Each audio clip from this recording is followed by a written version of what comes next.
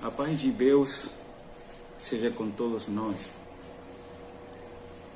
Aqui o pastor Juan, da Primeira Igreja Batista, no bairro Botafogo. Eu quero compartilhar com vocês uma palavra que nos faça refletir a respeito de situações da vida, situações, digamos também, que estão acontecendo em nosso meio, em nossa sociedade. A reflexão vai estar baseada hoje no livro de 2 de Crônicas, capítulo 20, dos versículos 1 até o versículo 12. Nesta versão, um pouco mais contemporânea, a Escritura diz assim: algum tempo depois, os exércitos dos Moabitas e dos Amonitas, junto com os Meunitas, invadiram o país de Judá. Alguns homens vieram e disseram a Josafá: um exército enorme do país de Edom veio do outro lado do Mar Morto para atacar o Senhor. Eles já conquistaram a cidade de Hazazão Tamar e a fonte de Gedi, que são o mesmo lugar, diz a Escritura. Josafá ficou com medo e orou a Deus, o Senhor, pedindo socorro. Depois deu ordem para que todo o povo de Judá jejuasse. Todos se reuniram para pedir socorro ao Senhor. De todas as cidades do país, o povo veio a Jerusalém. A gente de Judá e de Jerusalém se reuniu no pátio novo do templo e Josafá se pôs de pé no meio deles e orou assim: ó Senhor, Deus dos nossos antepassados, Tu és o Deus do céu e governas todas as nações do mundo. Tu és forte e poderoso e ninguém pode resistir ao Teu poder. Tu és o nosso Deus. Expulsaste os moradores desta terra de diante do Teu povo de Israel e deste a terra deles para sempre a nós, os descendentes de Abraão, Teu amigo. O Teu povo tem morado nessa terra e aqui construímos um templo em Tua honra. Nós dissemos assim: se alguma desgraça cair sobre nós como castigo, seja guerra, ou doenças, ou falta de alimentos, então nós ajuntaremos em frente deste templo onde Tu moras, e no nosso sofrimento clamaremos a Ti pedindo socorro, e Tu atenderás o nosso pedido. Agora, os Amonitas e os Moabitas, junto com os Edomitas, invadiram o nosso país. Quando os nossos antepassados estavam vindo do Egito, Tu não os deixaste invadir as terras daqueles povos. Por isso, os nossos antepassados se desviaram delas e não destruíram aqueles povos. Mas agora eles nos pagam assim. Estão nos atacando para nos expulsar da terra que nos deste para sempre. Oh, nosso Deus, castiga essa gente, pois nós somos bastante fortes para resistir a esse enorme exército que está avançando contra nós. Nós sabemos o que fazer e olhamos para Ti pedindo socorro. Tudo bem. Dentro do contexto histórico, podemos dizer que o livro de 2 de Crônicas conta a história de Salomão, seu reinado, a divisão do reino depois de Salomão, os reis sucessores, todos aqueles que sucederam a Salomão e reinaram no reino do sul, que tinha por capital Judá ou Jerusalém. E dentro de esses reis que sucederam a Salomão, nos encontramos com um descendente dele chamado Josafá. E nesse contexto, nós vamos a concentrar no capítulo 20. A história diz que Josafá estava sendo invadido por um exército numeroso, os edomitas, moabitas, meunitas, que eram vizinhos em aquele contexto geográfico, eram vizinhos, estavam ao redor do território de Israel, de Judá, e eles queriam invadir. E a palavra nos diz algo que me chama muito a atenção, e na verdade é que eu quero resumir toda esta reflexão em duas frases. A primeira frase é, segundo o contexto que acabamos de ler, é de que Josafá ficou com medo. Essa é a primeira coisa. Medo. Me chama muito a atenção porque um homem, se você continua lendo a posterior ou anterior, desde o capítulo 17, vai se dar conta que Josafá era um homem que caminhou de acordo à vontade de Deus. Poderíamos dizer que era um líder, um rei espiritualmente correto. Mesmo assim, sendo um homem espiritualmente correto, não deixava de ser humano, não deixava de ser uma pessoa de carne e osso como todos nós somos. E frente à dificuldade que seu reino estava passando, ele teve uma reação emocional humana. A palavra diz, ele teve medo. Medo. Mesmo sendo um homem espiritual, mesmo hoje, nós sendo cristãos, estamos sujeitos a sentir medo. Por quê? Porque o medo é inerente à pessoa humana. O medo, a inerência quer dizer que o medo forma parte de nosso ser. Não podemos tirar ele de nós. E eu procurando no dicionário, o medo diz, em forma de conceito, que é um estado emocional que surge como resposta à consciência diante de uma situação eventual de perigo. Olha,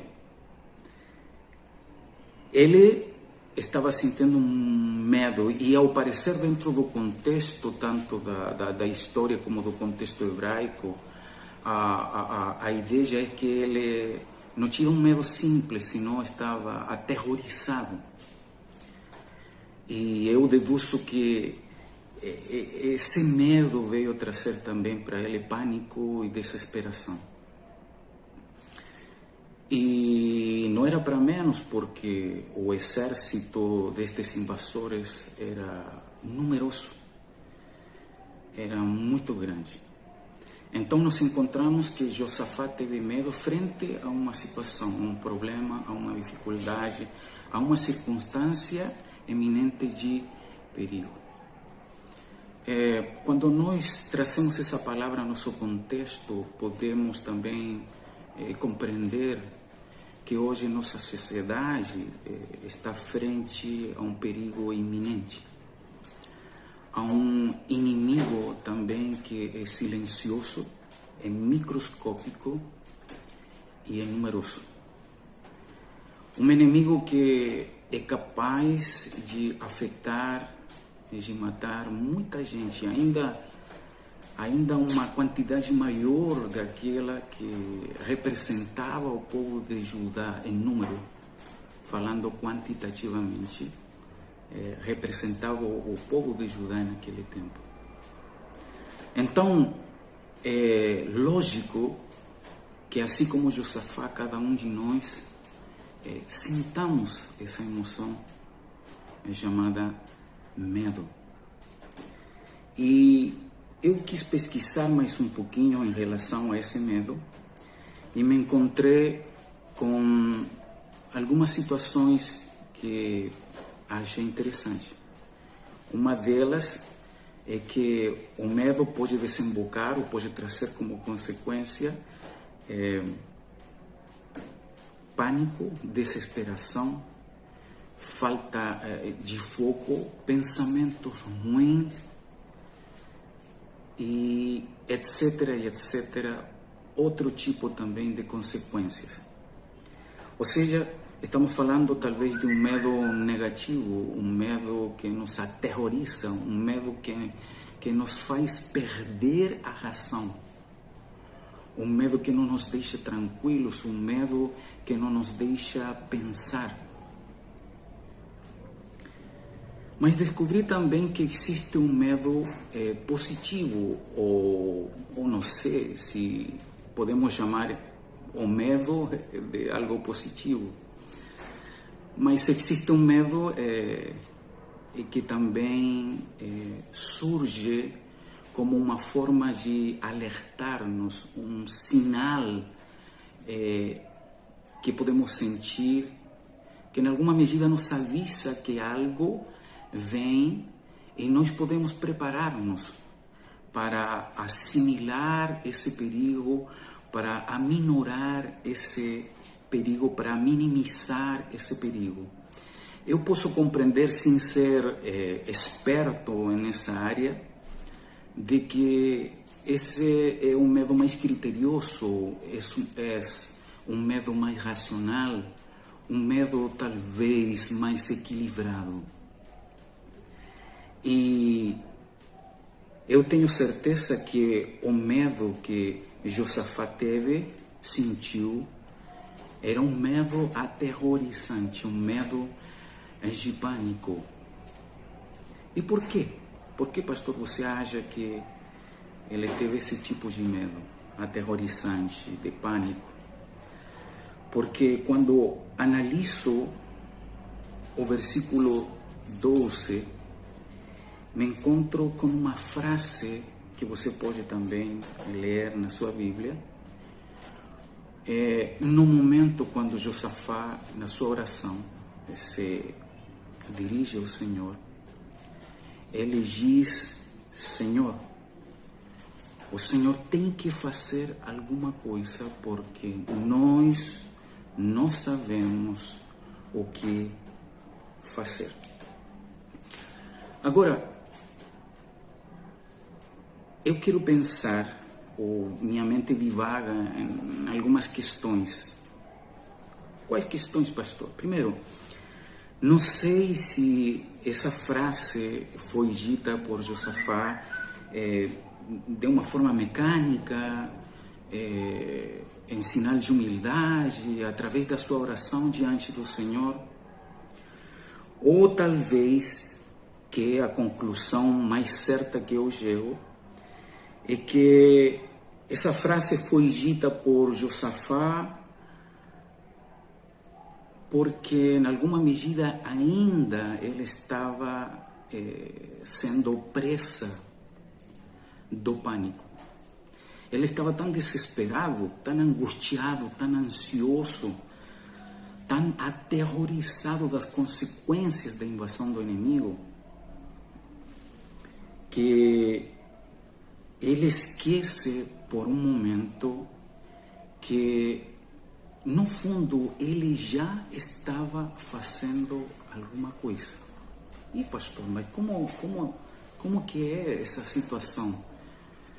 Ele menciona esta frase: nós não sabemos o que fazer. É porque, em alguma medida, pensamos humanamente, pensamos com nossa mente humana como podemos enfrentar uma situação que fuge, que escapa de nossas mãos. Uma situação que nos gera uma certa impotência, porque não somos médicos, porque talvez sentimos que não temos o dinheiro suficiente, por se nos chega a tocar para pagar um bom hospital, bons médicos, e por aí vai, por aí vai.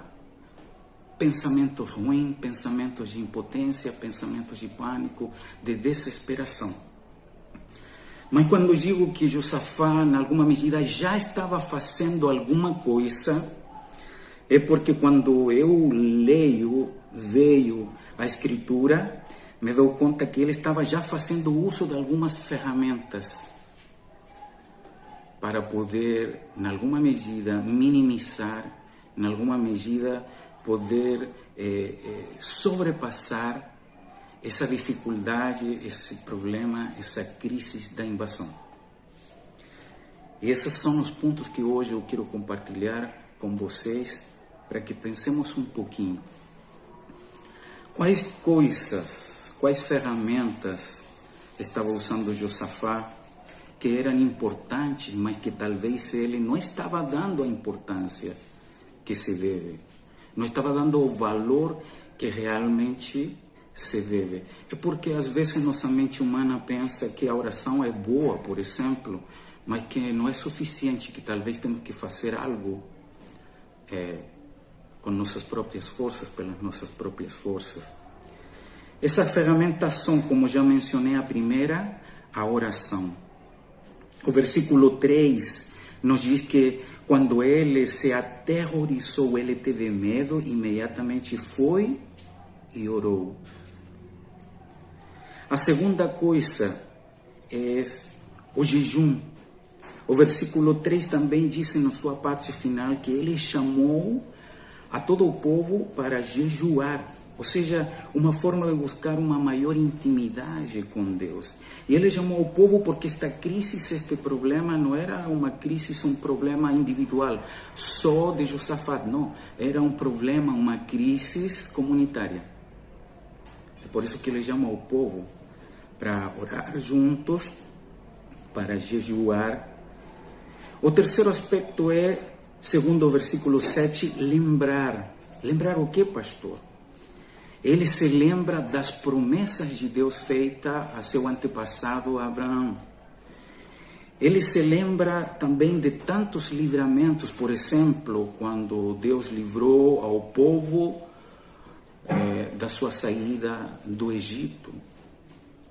Às vezes é necessário lembrar, irmãos, porque a crise, o problema, a dificuldade nos obscurece tanto a mente e nos esquecemos que este não é o primeiro problema que passamos, esta não é a primeira crise que passamos em nossa vida. Já passamos muito e talvez muito mais graves em nossa vida, em nosso passado. E às vezes é necessário lembrar de que assim como o Senhor nos assistiu, como o Senhor nos livrou, nos salvou no passado, Ele pode fazê-lo também no presente. Então, sempre é bom lembrar. E por último, no quarto ponto, confiar. A palavra nos diz no versículo 9, no versículo 12, frases como: oramos a ti pedindo socorro. O versículo 12 diz: olhamos para ti, Senhor, porque não sabemos o que fazer. Isso podemos resumir em uma palavra: confiar. Confiar. E este, amados irmãos, frente a esta crise, é uma palavra que deve invadir todo o nosso ser. Confiança. Confiança em nosso Senhor. 4 elementos que Josafá já estava colocando em prática. Mas mesmo assim, ele estava em pânico e desesperado. Por quê? Porque o medo negativo, esse que nos aterroriza, oscurece nossa mente, oscurece nossa razão. e nos leva a não dar valor às coisas, e nos leva a pensar de forma diferente ao equilíbrio, à calma, à confiança. Meu apelo é, amados irmãos, através desta reflexão, é que nós não deixemos que o temor obscureça nosso entendimento.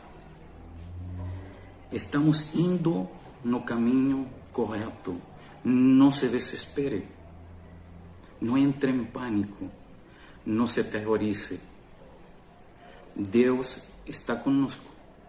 Deus tem nos dado, através da sua palavra, as ferramentas poderosas para poder vencer esta crise. Oração, jejum, lembrança e confiança. Dê o valor necessário a isto, dê a importância que estes elementos, que estas ferramentas merecem, porque elas nos levarão a passar a crise, a vencer mais uma vez, a ter sucesso em meio da dificuldade. Por quê? Porque o Senhor está conosco. A palavra termina fechando e dizendo, usando ao profeta Jaciel, um nome tomado pelo Espírito Santo para dizer, não se preocupem. O Senhor falando através do seu servo, não se preocupem, esta é minha batalha. Vocês fiquem sentados, tranquilos e vejam como o Senhor os liberta. Como o Senhor, mais uma vez, é fiel às suas promessas. Essa é a minha palavra nesta manhã.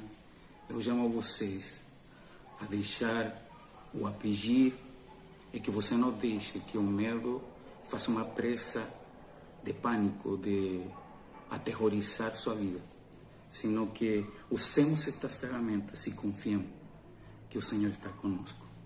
Amém.